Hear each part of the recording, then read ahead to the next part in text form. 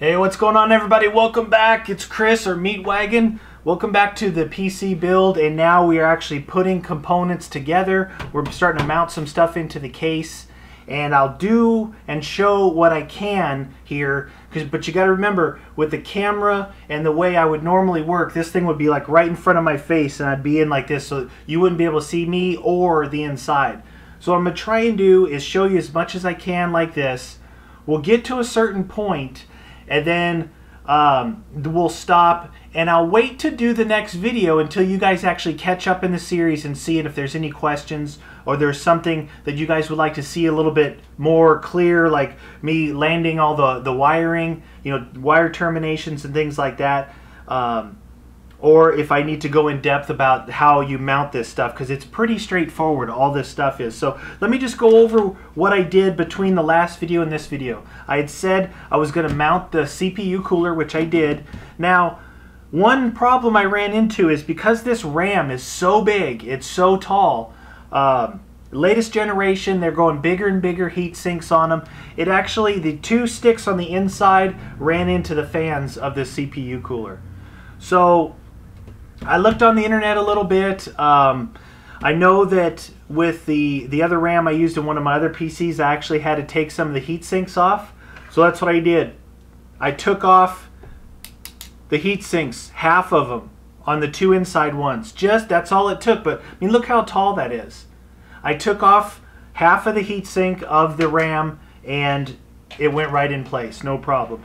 Now, it's not that big of a deal. Heat sinks are there to dissipate heat, but realistically, no one's 100% sure if they're just for looks or how well they actually work. But they still have half the heat sink on. At least I didn't take it completely off. There is low profile memory that you can get, but when you're dealing with memory like this, that's 16 gigs, and they're high performance type stuff, you're probably not going to find low profile, meaning shorter RAM. So that was the only issue I had putting the cooler on. You can see this back bracket actually is on this board already, and with this particular 2011 socket, it came with, you utilize this bracket, it came with all kinds of stuff in here. This cooler came with enough stuff to do an AMD chip. It came with the right ones to do the 1156, the i7 type. It's all different types of brackets and actually how you mount it and the backing plate. So all I've done with the motherboard is mount the CPU cooler and put the RAM in.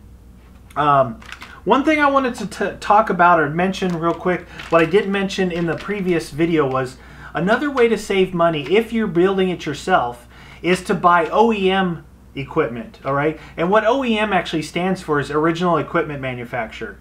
What that means is your store that you may buy equipment from could buy 100 hard drives in an OEM box, right? And in that box, they're just plain. There's no fancy artwork like that it's going to sit on a shelf. It's just a brown box. And if you can buy it that way from certain suppliers, you save, depending on the cost, you save maybe 10 to 20 bucks on these particular hard drives just buying the OEM version. The OEM version, the only difference is the box. Once you get it out of the box, like this, right? Once you get it out of the box, this is the exact same thing that's in the fancy box or the OEM version. So if you're going to build your own, look for that. It could save you a little bit of money. That's what these are. These came in a basic, I'll show you. Hold on. Brown box. All right. The other ones come in some fancy, colorful box saying high performance this and all that. These came in a basic brown box. So the other thing I wanted to talk about was handling. All right. So when you're handling circuit boards and stuff like that, this is actually an anti-static mat. But as long as you're careful and know what you're doing with this stuff, you don't really have to worry too much about that.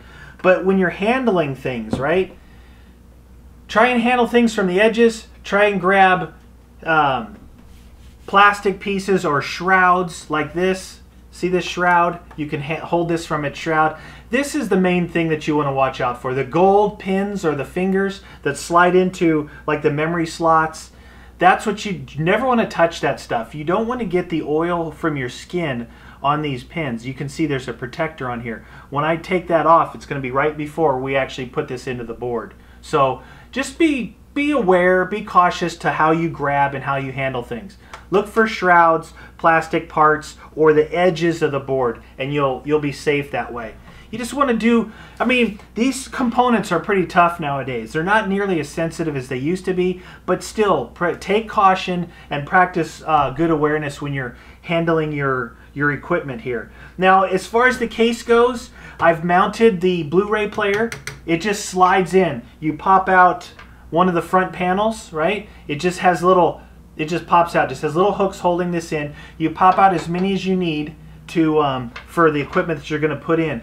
Blu-ray player, I took the multi-card reader, I slid it. It had one spot for it down here by the USB ports, right below it. So same thing. It was just a little clips holding it in, popped it out, and I screwed that in place.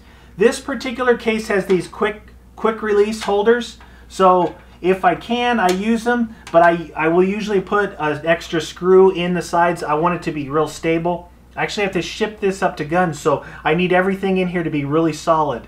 I don't want anything rattling around where the fans and maybe some of the, could start causing vibration or anything like that. So if you're not comfortable and it doesn't seem like a really good fit, always put the mounting screws in so everything is really strong, really sturdy.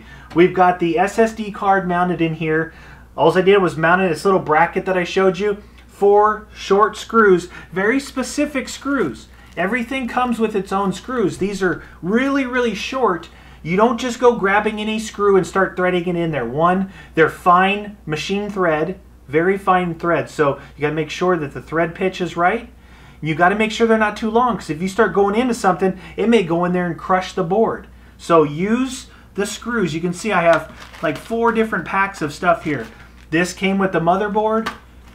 This came with the multi-card reader. This came with the bracket for the SSD drive. Use the screws that come with each part. Don't just dump them all in one pile. Try and keep them organized, okay? So what I want to do here is I'm going to try and mount some of this stuff. Obviously, this isn't the perfect situation to work on. I would normally have it in front of me, but this is the 1 terabyte drive. What I want to do is I want to get maybe 1 space in between each of these drives. It'll help with heat dissipation. It'll help with the cabling going between each one. And it looks like that these don't actually slide in really far, so we may have, it may hang out a little bit, but that is that. Now these got like pretty strong clips here that on the back side they support it because their intention is to use these quick ones. So sliding it in, there's actually metal holding it in to keep it from vibrating and stuff. But if you end up screwing the thing in place, you don't have to worry about that. All right, so you look in the side here, you can see that both of these are aligned right here. If you want, you can use this piece. Come on, bad boy. There we go. You can use that there. That hard drive is mounted. Now I'll come back and I'll actually put screws in there. I want these drives solid from both sides. I have the I have the side panel off on the back side, so I can get over there and get screws in on both sides of this chassis. All that stuff I want really solid, really firm. So we've got a 2 terabyte drive here. And again, I'm not going to be able to do all this stuff because some of this stuff is real sensitive that I need it right in front of me. I need to get eyes on, both hands in there. So we'll do what we can here as far as mounting. I'm trying to give you an understanding that assembling this stuff is not the hard part. Really, it's not. All these pins, all these wires here, it looks like a lot. The book that comes with the motherboard, it shows you exactly where to put everything. It shows you these are all individually labeled. It tells you what they are. HD audio, power button, reset button, front USB. They're all labeled on there, and they're all labeled on the board. So really, building, quote unquote, building your own computer physically, it's not the hard part. The hard part is planning and budgeting and getting everything together that you want. This is not the best angle. It's not the best angle to work. Come on, Meaty, you can do it right there. See that? Another hard drive in. Hard drives are actually very easy to install. They're very easy to retrofit and install in if you want to add a hard drive. But there's 2 hard drives, get SSD. So 120 gigabyte SSD, 1 terabyte, 2 terabyte. We're pretty good. I mean, can you see the front? On the front, so I mounted the Blu-ray player here, and I mounted this little card reader, and that's it. That's it. That's all that's going to be in the front. The rest of those wires are from all these buttons and stuff like that. So realistically, we got the power supply mounted. I don't know if I mentioned this. Got the power supply mounted. There's 4 screws on the back. There's a ledge here and a ledge here that it slides right into place. Again, industry standards. Even though it's a 1,000-watt power supply, it's the same size as a 750-watt because it's got to fit in these cases. So keep that in mind. It's not like if I buy a 750-watt, it's going to be this big. If I buy a 1,000-watt, it's going to be this big. That's not true. These are all industry standards. They all have to conform to sizes. And they're all, what are they called? There's letter modifiers and all these different stuff to tell you what fits in what and so on and so forth, okay? Power supply's in, hard drives are in, SSD drives are in, all this stuff is in. The only thing left to put in is the motherboard, all right? Now with the motherboard, if you look at the back here, you have all your connections, right? With every motherboard will come like a legend plate, meaning a plate that will identify what all that stuff is. And you take it and you mount it inside your whatever tower you're using. I've already put it in here. It just snaps in place. You know, it's a little plate and it's got like foil on the back. So it just mounts in place. You get that in place before you put your motherboard and stuff in. And then at this point, really, it's ready for the motherboard. I mean, this thing's ready for the motherboard. You get all your wires out of the way. There's a big pin in the center. It's like a center alignment pin, which will center on the board. So once you slide it in and get it in here, you get on that center alignment pin, then you start putting your screws in, and that's pretty much all there is to it. Let's see, maybe we can get this. This is going to be tough. You guys are challenging me that I'm going to have to do this like this instead of right in front of me. But look, because look how big this is. It's very, oh, big boy. So if you take this, right, you guys are putting me to the challenge now because I'm not looking at this straight on. I'm looking at it from the side. So just slowly work this in here, right? I'm supporting it with this cooler because I know this thing is mounted super strong because I mounted it. And I'm just trying to get an eyeball of where I'm at. All right. So I'm looking at the legend plate in the back right now. Now I'm going to come back to the front and I'm going to look for that centering pin I was talking about. All right. So come on, you get through that plate. So that stuff, where's that pin at? So close to the pin. Right there. Okay. I could see the pin. It was just half a hole off. I reached here and just pushed a little bit. And that's it. Now don't let this thing hang like I'm doing. I just know that there's a little tension on that plate and it's not going anywhere. But until you get some screws in here, this thing could fall out. So there is well-defined holes all over this thing where you want to mount your screws. See if I can get one in here, at least to hold it in place so we can talk. See, again, I would normally have this face on with me so I could see what I'm doing. All right. Now I use these tools at work. This stuff probably most people won't have hanging around. These are specially German. These are German screwdrivers, very specific numbered Phillips flatheads, and they're anti-static.